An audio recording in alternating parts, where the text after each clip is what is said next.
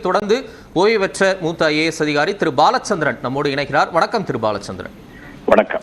பிரதமருடைய தமிழ்நாட்டு பயணம் சொல்லக்கூடிய செய்திகள் என்ன? குறிப்பா தமிழ் மீதும் தமிழர்கள் மீதும் அதிக அளவு அன்பு வச்சிருக்கிறேன், அதிக அளவு நிதி, அதாவது 2.5 மடங்கு அதிக நிதி ஒதுக்கப்பட்டிருக்கிறது உள்ளிட்ட பல்வேறு விஷயங்களை இன்னைக்கு பகிர்ந்திருக்கிறார் பிரதமர். இது எப்படி புரிஞ்சுக்கலாம்?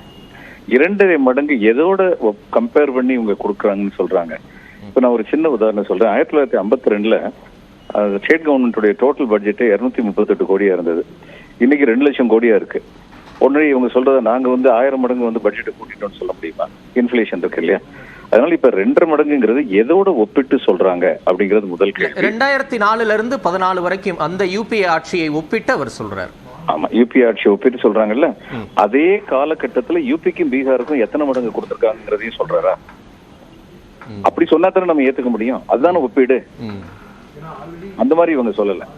அதுக்கப்புறம் புயல் வந்த உடனே குஜராத்துக்கு 1000 கோடி நிவாரணம் கொடுக்கறாங்கல்ல, எனக்கு அதுல எந்த வருத்தமும் இல்ல. அவர்கள் எம்முடைய சகோதரர்கள், அவங்க துயரத்தில் இருக்கும்போது நிச்சயமா உதவி செய்யணும்.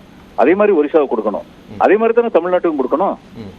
இப்ப தமிழ்நாட்டுக்கு இவங்க சேட்டலைட் மூலமா உலகம் பூரா தெரிஞ்சதே வெள்ளத்துல மக்கள் எப்படி பாதிக்கப்பட்டாங்கன்னு. அந்நேரம் இங்க என்ன சொல்றாங்கன்னா, இவங்களுக்கு கொடுக்க வேண்டிய பணத்தை எல்லாம் கொடுத்துட்டோம்னு நிதியமைச்சர் சொல்றாங்க. உண்மை என்ன? இதுல நேச்சுரல் டிசாஸ்டர் மேனேஜ்மெண்ட் ஆக்ட் படி பண்ண வேண்டிய என்னன்னா, நேஷனல் டிசாஸ்டர் மேனேஜ்மெண்ட் ஆக்ட் அதுபடி ஒவ்வொரு ஸ்டேட் கவர்மெண்ட்டுக்கும் ஒரு சாதாரணமா ஒவ்வொரு வருஷமும் வர்ற டிசாஸ்டருக்கெல்லாம் மீட்டப் பண்றதுக்குன்னு கொஞ்சம் பணம் கொடுப்பாங்க.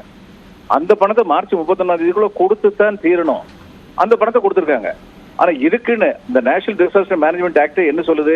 ஸ்டேட் மேனேஜ்மெண்ட் டிசாஸ்டர் ஃபண்ட்ஸ் பத்தலன்னா நீங்க நேஷனல் டிசாஸ்டர் மேனேஜ்மெண்ட் ஃபண்ட்ல இருந்து கொடுக்கணும் அப்படின்னு அந்த ஆக்ட்லயே இருக்கு, சட்டத்திலேயே இருக்கு. இவங்க என்ன சொல்றாங்க? உங்களுக்கு கொடுக்க வேண்டியதெல்லாம் கொடுத்துட்டேங்கிறாங்க. இதெல்லாம் திசை திருப்புற முயற்சிகள். இது தமிழக மக்கள்கிட்ட செல்லாது. பிரதமர் பேசும்போது நிச்சயமா ஒப்பீடுங்கிறது எதுல ஒப்பிடணும் அப்படின்னு பார்க்கணும். ஒரு சின்ன உதாரணம் சொல்றேன். அமெரிக்காவும் ரஷ்யாவும், அந்த காலத்துல ரஷ்யா கம்யூனிஸ்ட் நாடா இருந்தது. அமெரிக்காவும் ரஷ்யாவும் ரெண்டு பேர் மட்டும் ரன்னிங் ரேஸ்ல இருந்தாங்க. ரஷ்யா 2ஆவதா வந்தது. இது அமெரிக்கா ஃபர்ஸ்டா வந்தது. ராவதா நியூஸ் பேப்பர்ல என்ன நியூஸ் வந்தது? கம்யூனிஸ்ட் தோழர் 2வது இடத்தை பெற்று வெற்றி கண்டார். ஆனால் அமெரிக்க ஏகாதிபத்திய கூலி கடைசி இடத்திற்கு முந்தைய இடத்தில் நின்றார் அப்படின்னு சொல்லி நியூஸ் வந்தது. இப்படி சொல்ல முடியும். எல்லாமே கரெக்ட் தான். அது மாதிரி இதுவும் இந்த ஒப்பீடுல சரியான ஒப்பீடா தெரியல. அவ்வளவுதான். சரி, இந்த ஒப்பீடு அதை தாண்டி அவர் தமிழ்நாட்டு மக்கள் மேல, தமிழ் மொழி மேல வைத்திருக்கக்கூடிய அன்பை மீண்டும் வலியுறுத்தி இன்னைக்கு பதிவு பண்ணிட்டு போயிருக்கிறார். ஆண்டின் முதல் பயணமா அவர் தமிழ்நாட்டுக்கு தான் வருகை தந்திருக்கிறார்.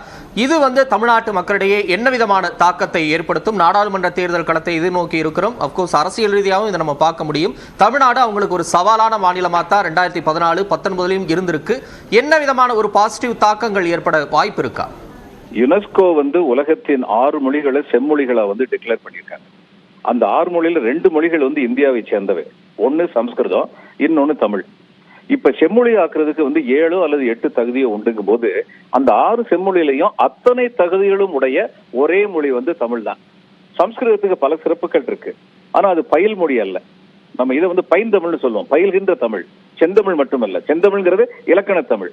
சம்ஸ்கிருதம் இன்னைக்கு பயில் மொழி இல்ல. ஆனா தமிழ் ஒரு ஸ்போக்கன் லாங்குவேஜ். அப்ப இவங்க தமிழுக்கு என்ன பண்ணிருக்கணும்? பிற மாநிலங்கள் அத்தனையிலையும் நம்முடைய நாட்டுல உள்ள ஒரு மொழி செம்மொழியா இருக்கு, அது பயில் மொழியா இருக்கு. அதனால அந்த மொழிக்குன்னு ஒரு இருக்கை வைக்கிறோம் அப்படி சொல்லி எல்லா மாநிலத்திலையும் சம்ஸ்கிருதத்துக்கு வச்ச மாதிரி தமிழுக்கு வச்சிருந்தாங்கன்னா இவங்க தமிழ் மேல உண்மையாவே அக்கறை காட்டுறாங்கன்னு சொல்லி நான் நம்புவேன். சும்மா ஒரு திருக்குறளை கோட் பண்ணிட்டு போறதுனால என்ன நடக்க போகுது? அல்லது தமிழ் தான் உலகத்தின் மூத்த மொழின்னு பேசிட்டு போறதுனால என்ன நடக்க போகுது? ஒண்ணும் நடக்க போறது இல்லை. இது தமிழக மக்களுக்கு புரியாம இருக்காது. அவ்வளவுதான். நன்றி திரு பாலச்சந்திரன். இணைப்பில் உங்களுடைய கருத்துக்களை பதிவு செய்தமைக்கு தொடர்ந்து